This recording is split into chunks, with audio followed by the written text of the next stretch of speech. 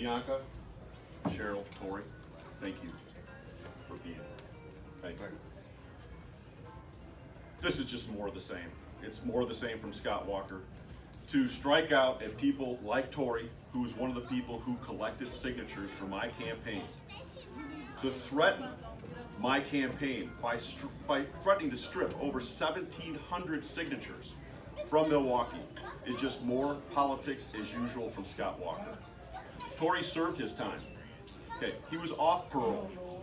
To suggest that we were doing something wrong as a campaign by employing someone who just wants to get back to work, someone who wants to have a real life here in the state of Wisconsin, to suggest in any way, shape, or form that somebody who served his time should not have the ability to go on with that life and not serve a life sentence because of a mistake that was made previously, is exactly the reason Scott Walker is going to go. He's threatening stripping Milwaukee and their voices and their signatures from my campaign because the bottom line is he doesn't want people from Milwaukee to vote, because he knows how they'll vote, because politicians have floated in and out of my community my entire life and made promises after promises after promises and then gone off and gotten elected and done absolutely nothing. That's what's been happening with Scott Walker. He knows that I'm the one Democrat in this race who will beat him. He knows that, and he's trying to pull every trick in the book to see that I'm not on that ballot. But you know what? I will be.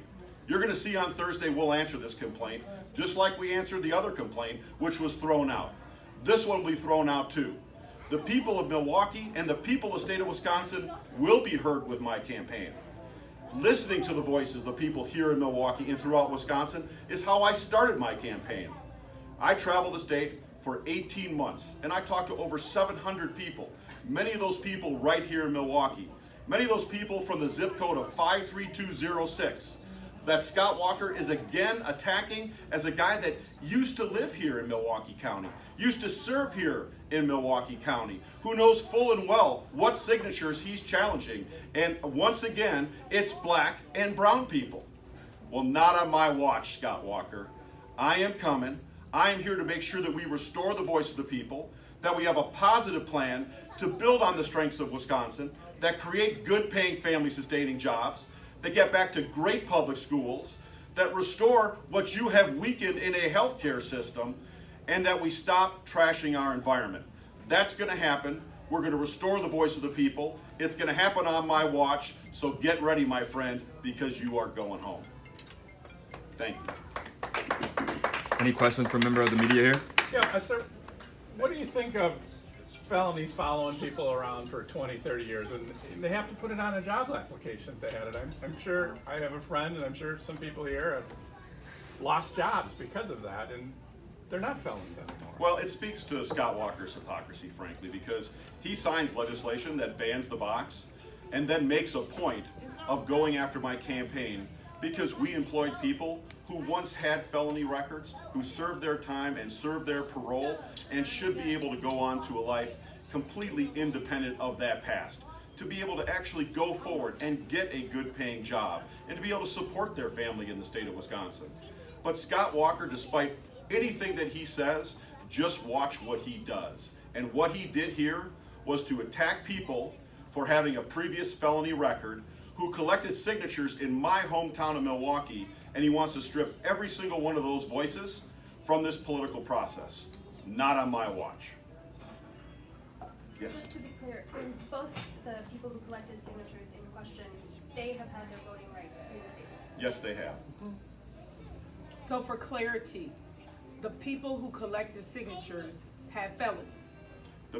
We had some people who collected signatures who have previous felony records. And those individuals who had the previous felony records are not on probation or parole. That is correct. And those individuals were allowed to collect signatures. Yes, they were. So their constitutional right to be able to participate in the electoral process had been reinstated. Absolutely, and that's what it's supposed to And be so about. those two individuals that spoke, Cheryl and Tori, both of those individuals are individuals where your rights were reinstated that you have prior records, but you have the right to participate and you choose to be engaged citizens. Yes. And they're trying to discourage their engagement and saying that the signatures that they went and collected are not valid because they had a prior record. It's more red meat, it's more dog whistles, it's more playbook from a Scott Walker administration that's trying to silence people all over the state, but who's specifically targeting my hometown of Milwaukee and people who are black and brown because he does not want their voice to be heard. So he's saying that what Tory did was wrong. And he's trying to say that because Tory did it, that those signatures that Tory did should not be counted? That's what he's saying. He's telling us to not have respect for Tory and the work that Tory does in this community.